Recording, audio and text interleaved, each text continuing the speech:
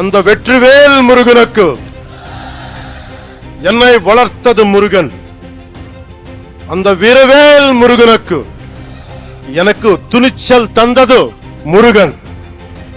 அந்த சுரவேல் முருகனுக்கு. Periyar Maniammai Institute of Science and Technology, Tanjavur. Civil engineering with specialization in GIS, remote sensing and more. Tamil Nadu கிராம bank, எதற்கும் எப்பொழுதும் உங்கள் நம்பிக்கையான வங்கி. முருக பக்த மாநாட்டை நடத்தும் இந்து முன்னணிக்கும், இந்து முன்னணியின் தலைவர் திரு காடேஸ்வர சுப்பிரமணியம் அவர்களுக்கும் வணக்கம். சஷ்டி கவசத்தை இசைத்த லட்சோப லட்சம் பேரில் இருக்கும் ஒவ்வொருவருக்கும் வணக்கம். மேடையில் உள்ள தலைவர்களுக்கும் எல்லாருக்கும் வணக்கம். மேடையில் இருந்த திரு வன்னிராஜன் அவர்களுக்கும், திரு பக்தன் அவர்களுக்கும், திரு அண்ணாமலை அவர்களுக்கும், திரு எல் முருகன் அவர்களுக்கும், திரு வானதி ஸ்ரீனிவாசன் அவர்களுக்கும், முன்னாள் ஆளுநர் மேதகு தமிழிசை அவர்களுக்கும் வணக்கம். தமிழ்நாடு பிஜேபி தலைவர் திரு நயினார் நாகேந்திரன் சாதனை சேதார் நாகேந்திரன் என்று ஆகி போகிறார். அவருக்கு என் வணக்கம். இங்கு கூடியிருக்கும் சன்னியாசிகள், குருமார்கள், மதாதிபதிகள், ஜீயர்கள் அனைவரையும் எவது திறம் தழுத்தி தலை வணங்குகிறேன். என்னை வரவழைத்தது முருகன். அந்த வெற்றிவேல் முருகனுக்கு, என்னை வளர்த்தது முருகன். அந்த வீரவேல் முருகனுக்கு எனக்கு துணிச்சல் தந்தது முருகன். அந்த சுரவேல் முருகனுக்கு. மதுரைக்கும் முருகனுக்கும் நெருக்கம் அதிகம். முருகனின் முதல் அறுபடை வீடும் கடைசி அறுபடை வீடும் மதுரையில் தான் உள்ளன. மதுரை என்பது மீனாட்சி அம்மன் பட்டினம். மீனாட்சி அம்மன் தாய் பார்வதியின் அம்சம். எனவே முருகனின் தாயாரும் மதுரையில் தான் உள்ளார். முருகனின் தந்தை சிவபெருமான் முதல் சங்கத்துக்கு தலைமை ஏற்று மதுரையில் தான் இருந்தார். எனவே இந்த மதுரையில் தாயமே இருக்கிறார், தந்தியம் இருக்கிறார், மகனும் இருக்கிறார். அப்படின்னா மதுரை மக்கள் எத்தனை புண்ணியம் பண்ணி இருக்க வேண்டும். அந்த புண்ணியத்தின் விளைவாக பசும்பொன் முத்துராமலிங்க தேவர் அவதரித்தார். தென் தமிழ்நாட்டின் மாபெரும் தலைவர் பசும்பொன் முத்துராமலிங்க தேவர் முருகனின் அவதாரமாக கருதப்படுகிறார். அவர் சிலைக்கு அருகே மயிலும் வைக்கப்பட்ட உள்ளது. தேவர் மூலம் மனித உறவில் முருகன் வாழ்ந்தார். அந்த பசும்பொன் முத்துராமலிங்க தேவரை தாழ் பணிந்து வணங்குகிறேன்.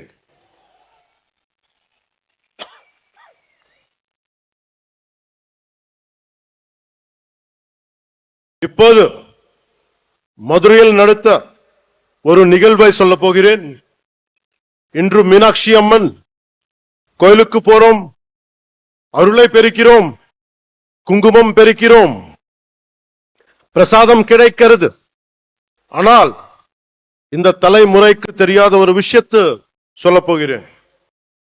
ஒரு காலத்தில் மதுரையே இருண்டு கிடந்தது. நமக்கு ஒளி கொடுக்கும் மீனாட்சி அம்மன் கோயிலில் ஒளி இல்லை. நமக்கு சிந்தூர் கொடுக்கும் மீனாட்சி அம்மன் கோயிலில் சிந்தூர் கொடுக்க ஆள் இல்லை. எந்த ஒளிப்பாடும் இல்லை. கோயில் நொறுங்கி போய் இருந்தது. ஏன் தெரியுமா? 14ஆம் நூற்றாண்டு தொடக்கத்தில் மதுரையை மாலிக் கஃபூர் லூட் பண்ணினான். அதன் பிறகு 60 வருஷங்களுக்கு மீனாட்சி அம்மன் கோவிலில் விளக்கு இல்லை. மீனாட்சி அம்மன் கோயில் மூடப்பட்டிருந்தது. அது மதுரையின் இருண்ட காலம். 14ஆம் நூற்றாண்டின் முடிவில் மதுரையில் மீண்டும் ஒளி பிரிந்தது. அந்த ஒளி விளக்கை ஏற்றி வைத்தார் விஜயநகர இளவரசர் குமார கம்பனன். இதுல இருந்து என்ன தெரிந்தது? நமது நாட்டு நம்பிக்கைக்கு அழிவில்லை, அதுவும் யாராலும் அழிக்க முடியாது. நமது கலாச்சாரம் ரொம்ப ஆழமானது, நம்மை அசைக்க யாராலும் முடியாது. கன்னியாகுமரியில் இருந்து காஷ்மீர் வரை நமது அறம் ஆழமாக இருந்தது. அது இன்றும் ஆழமாக இருக்கிறது, இனியும் ஆழமாக இருக்கும். இதுதான் இந்த தெய்வீக பூமியின் பலம். முருகனின் வடிவத்தில் நமது அறம் தொடர்ந்து தலைக்கிறது. அறம் என்பது என்ன? உலகை தீமை சூழும் போது அதை அறுப்பது அறம், எல்லோரையும் சமமாக பார்ப்பது அறம், தீவர்களை செய்வது அறம், தீவர்களை வதம் செய்வது அறம். அதன் பெயரே புரட்சி, அது செய்பவரே புரட்சி தலைவர். எனவே உலகின் முதல் புரட்சி தலைவர் முருகன் பெருமாள்.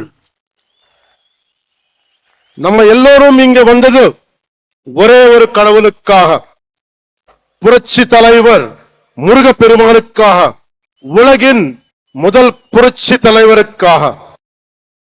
அநீதியை அழித்ததால் அவர் புரட்சி தலைவர், சமமாக நடத்தியதால் அவர் புரட்சி தலைவர்.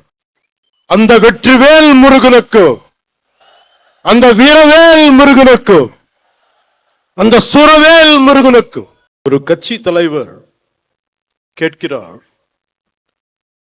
முருகன் மாநாட்டும் ஏன் தமிழ்நாட்டில் நடத்துகிறீர்கள்? யூபிஎல் குஜராத்தில் நடத்த வேண்டியதுதானே என்று கேட்கிறார். இதன் மூலம் பிரிவினை செய்ய பார்க்கிறார். இது போல் சில கேட்கிறார்கள். இன்று முருகை நோக்கி கேட்கிறார்கள், நாளை சிவபெருமானை பார்த்து கேட்கலாம், அம்மனை பார்த்து கேட்கலாம். இந்த சிந்தனை மிக மிக ஆபத்தானது. அதை பற்றி சொல்கிறேன். இந்த சிந்தனை ரொம்ப காலமா இருந்தது, அதை பற்றி சொல்கிறேன். நான் 14வது வயதில் சபரிமலைக்கு போனவன். தைப்பூசத்துக்கு திருத்தணிக்கு போவதை பார்த்தவன். நான் சென்னை மயிலாப்பூர் படித்த போது நெற்றியில் பட்டையுடன் ஸ்கூலுக்கு போனவன். சிறிது காலத்திலே மாற்றம் தெரிந்தது. அடுத்த 10 ஆண்டுகளில் நெற்றியில் விபூதி பூசுவதை கேள்வி கேட்டார்கள். எனவே என் 14வது வயதிலேயே இந்த விதமான கேள்விகளை எதிர்கொண்டவன். எல்லோருக்கும் இந்த எக்ஸ்பீரியன்ஸ் இருக்கும், அதை நாம் பெருத்துப்படுத்தவில்லை. காரணம், நம் இந்துக்கள் செக்குலரிஸ்ட். ஒரு கிறிஸ்தவராக இருக்கலாம், ஒரு முஸ்லிமாக இருக்கலாம். ஆனால் ஒரு ஹிந்துவாக இருந்தாலே இவர்களுக்கு பிரச்சனை. ஒருவன் ஹிந்துவாக இருந்துவிட்டால் அவன் மதவாதி. இதுதான் இவர்களது போலி செக்குலரிசம். என் நம்பிக்கையை கொண்டாட எனக்கு உரிமை உள்ளது, அதை கேட்க நீங்கள் யார்? உங்கள் நம்பிக்கையை நாங்கள் கேள்வி கேட்கவில்லை. அதே நாகரிகத்தை நீங்கள் கடைபிடியுங்கள். என் மதத்துக்கு மரியாதை கொடுக்க விட்டாலும் பரவாயில்லை, அவமரியாதையை செய்யாதீர்கள். முருகனை பற்றி கேள்வி கேட்கும் நீங்கள் அரேபியாவிலிருந்து வந்த மதங்கள் பற்றி இதே கேள்வியை நீங்க கேட்க முடியுமா? அதற்கான துணிச்சல் உங்களுக்கு உண்டா? அதனால சொல்றேன், சீண்டி பார்க்காதீர்கள், சீண்டி பார்க்காதீர்கள்.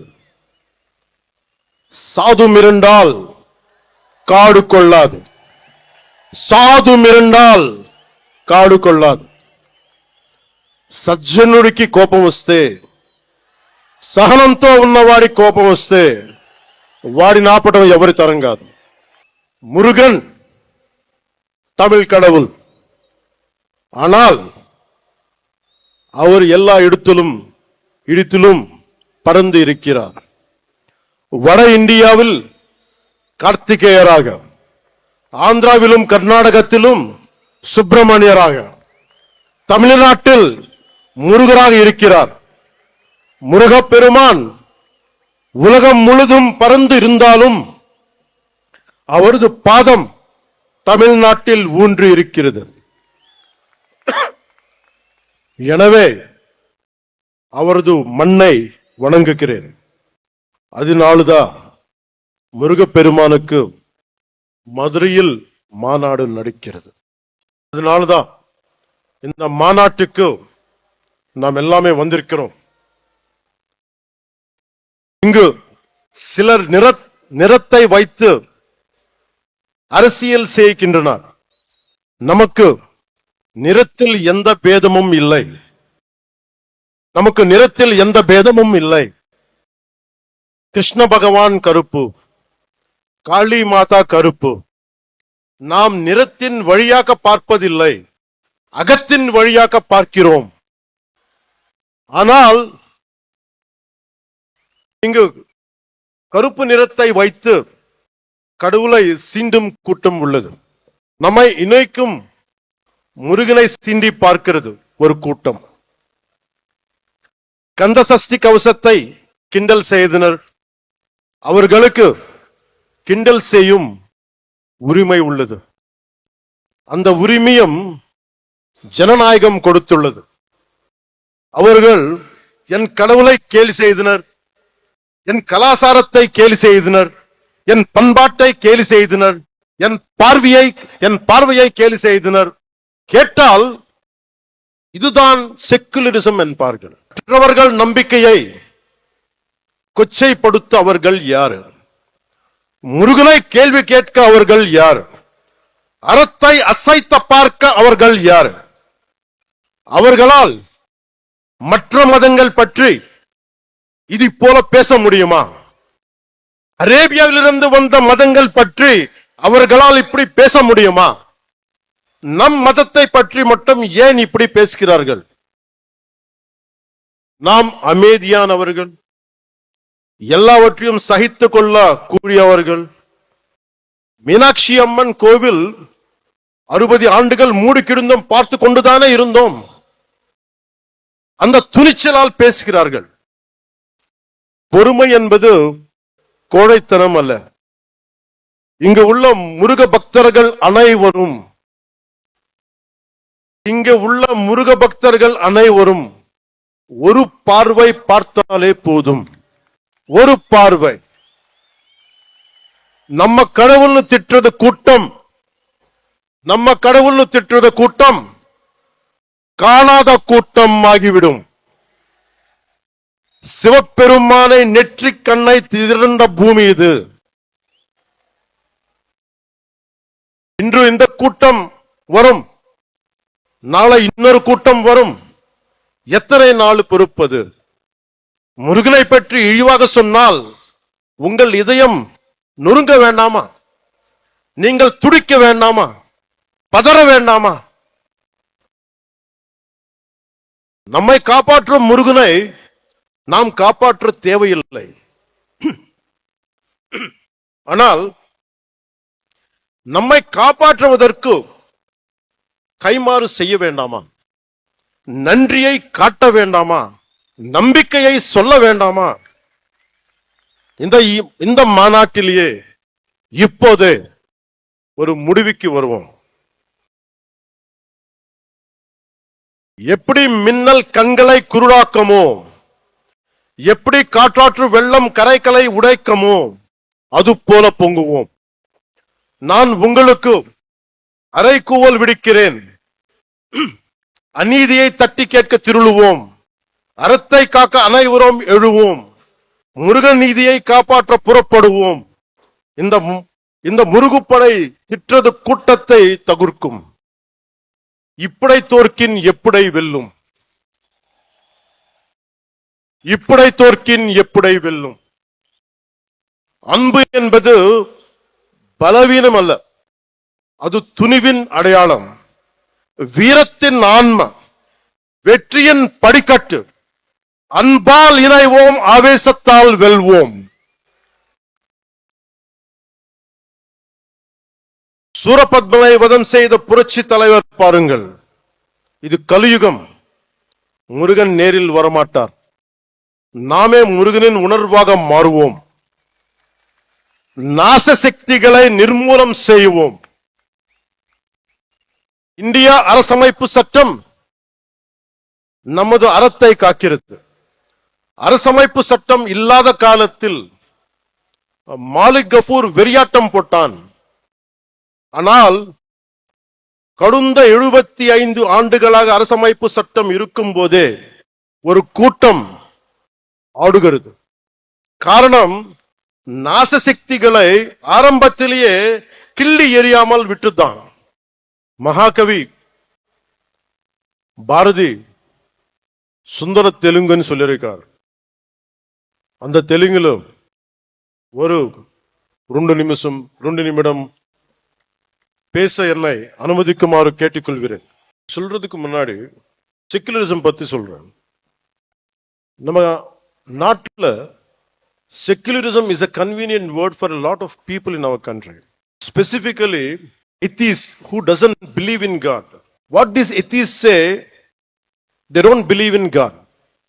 நம்ம கடவுள் நம்ப மாட்டாங்க. கடவுள் நம்ப மாட்டுறது இல்லைன்னா எல்லா கடவுள் நம்ப கூடாது. பட் இந்த நம்ம நாட்டு atheists எப்படின்னா only Hindu கடவுள் நம்ப மாட்டாங்க. That is the definition of secularists of our country, atheists of our country. This is the issue of our country. Secularism means no discrimination against anybody in the name of religion. நம்ம நாட்டுல secularists no discrimination against anybody in the name of religion except Hinduism, except Hindu gods and Hindu culture. Hindu culture திட்டிட்டே இருங்க, Hindu gods abuse பண்ணிட்டே இருங்க. That is secularism for them.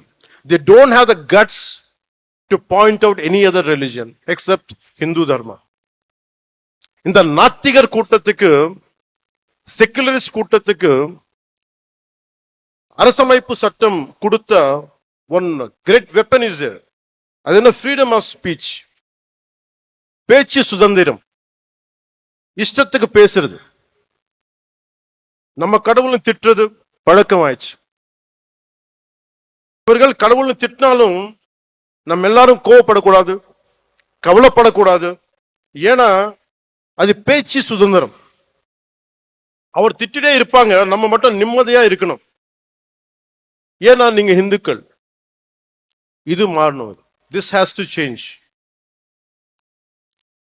If this does not change, it would be very difficult to sustain our religion, our dharma. Anywhere in our country, being a Hindu, I'm not a fanatic Hindu, I'm a committed Hindu. I respect Islam, I respect Christianity. Only na கேக்குறது என்னன்னா, don't disrespect my Hindu dharma. நம்ம அறம் பத்தி நீங்க எதுவுமே சொல்லாதீங்க. This is my pleading. 2014లో నేను ఒక పార్టీ ప్రారంభించినప్పుడు తెలంగాణ హైదరాబాద్ లో, ఆ రోజు నేను అనుకోలేదు, ఏథెన్స్ కంటే పురాతనమైన నగరం అయిన మదురైలో ఇన్ని లక్షల మంది జనం మధ్య తమిళ్లో నేను గౌరవించే నా తమిళనాడులో, నేను పెరిగిన తమిళనాడులో, నేను ఇష్టపడే తమిళ సంస్కృతి, నాకు సంస్కృతి బీజాలు పోసిన తమిళనాడు, తమిళ్ భాష, వీటన్నిటిలో నేను ఒకరోజు ఇక్కడికి వచ్చి ఎంతమంది గురువుల మధ్య, ఇంత పెద్ద హిందూ మున్నని పెద్దల మధ్య ఇన్ని లక్షల మంది ప్రజల మధ్య నేను ఇలాంటి రోజు ఒకటి వస్తుందని నేను ఎప్పుడు ఊహించలేదు. I hope you can translate. நான் 2014 நான் ஒரு கட்சியை ஆரம்பிக்கும் பொழுது நான் ஹைதராபாத்ல தெலுங்கானால அரசியல் செய்யும் பொழுது நான் வளர்ந்த தமிழ்நாட்டுல நான் படித்த தமிழ்நாட்டுல ஒரு ஆன்மீக பூமியான ஏதென்ஸ் நகரத்திற்கு தொன்மையான நிகரான ஒரு மதுரை மாநகரில் நான் இந்த மாதிரியான இந்துக்களுக்கான ஒரு கூட்டத்துல என்ன ஒரு சிறப்பு அழைப்பாளராக என்ன அழைத்து இப்படி நீங்க கௌரவிப்பீங்கன்றத நான் நினைச்சு கூட பார்க்கல அப்படின்னு சொல்றார். ఆ సభ ప్రారంభించినప్పుడు నేను నాకు ఇష్టమైన ఒక తెలుగు కవి చదివాను. అది ఎందుకంటే నాకు సుబ్రహ్మణ్య భారతి గారి అచ్చమెల్లె అచ్చమెల్లె పోయం గుర్తొచ్చింది. అదేంటంటే, ఇల్లేమో దూరం, అసలే చీకటి గడాంధకారం, చేతిలో దీపం లేదు, దారంతా గోతులు లోయలు, కానీ ధైర్యమే ఒక కవచం. ఇది తమిళ్లో కొంత నేను చెప్తాను, దీన్ని కరెక్ట్ అయితే మళ్ళీ సార్ మీరు కరెక్ట్ చేయండి. பாதையோ இருட்டு, கையிலே விளக்கு இல்லை, வீடோ நெடுந்தொலைவில், வழி முழுவதும் மேடு பள்ளம், மனதில் துணிச்சல் தவிர வேறு இல்லை, அச்சமில்லை அச்சமில்லை அச்சமென்பதில்லையே என்று மகாகவி பாரதி சொல்வாரே, அதுதான் துணைக்கு வந்தது. அச்சமில்லை அச்சமில்லை என்று நம்முடைய பாரதியார் கூறினார்.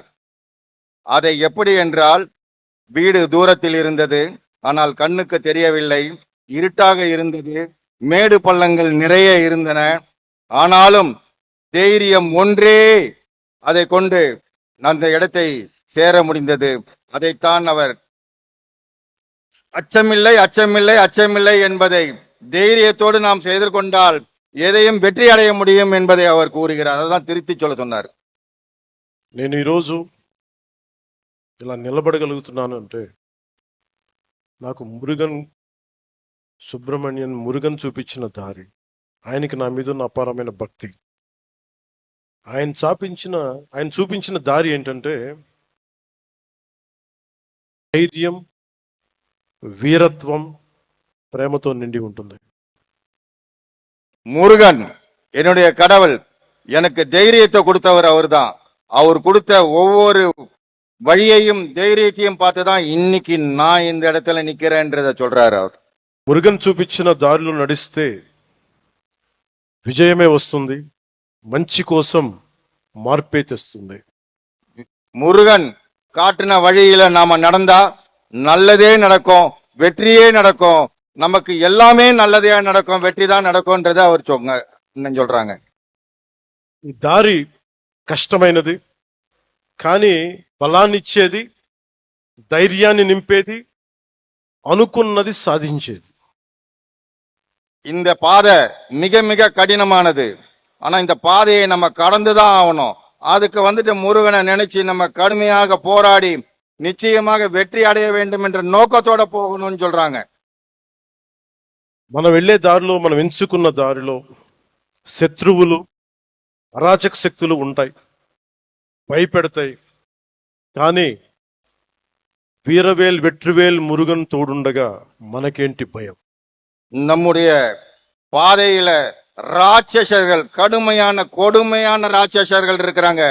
அந்த பாதையில நாம போகும்பொழுது வீரவேல் வெற்றிவேல் என்று சொன்னால் அந்த ராட்சசர்கள், கொடுமையானவர்கள் ஓடி போய் விடுவார்கள் என்று கூறுகின்றார். మార్పు అనేది ఒకటి. ఈరోజు మనందరం ఇక్కడ ఉన్నాం, గ్యాదర్డ్ హియర్, కానీ మార్పు తీసుకురావడానికి, ఆ మార్పుని తీసుకురావడంత సాధ్యం, అంత ఈజీ, తేలిక కాదు. కానీ మనందరం కలిసికట్టుగా నిలబడి పోరాడితేనే వస్తుంది మనం అనుకుంటున్న మంచి మార్పు. நம்முடைய எண்ணங்கள் எல்லாம் நிறைவேற வேண்டும் என்றால் நிச்சயமாக நாமல் ஒன்றாக இணைந்துதான் இதற்கு இந்துத்துவலாக போராட வேண்டும் என்று சொல்கிறார். அப்படி ஒற்றுமையாக நாம் போராடினால் நிச்சயமாக நமக்கு வெற்றி கிடைக்கும் என்று கூறுகிறார். இந்த காலத்துக்கு பொருத்தமான எனக்கு பிடித்த திருக்குறள் ஒன்று உள்ளது. அந்த குறள் சொல்கிறது, சுண்டலிகள் ஆயிரக்கணக்கில் படை எடுத்தாலும் ஒரு நாகுபாம்பு பார்த்து சீறினால் போதும், அந்த எலிக்கூட்டம் காணாத போய்விடும்.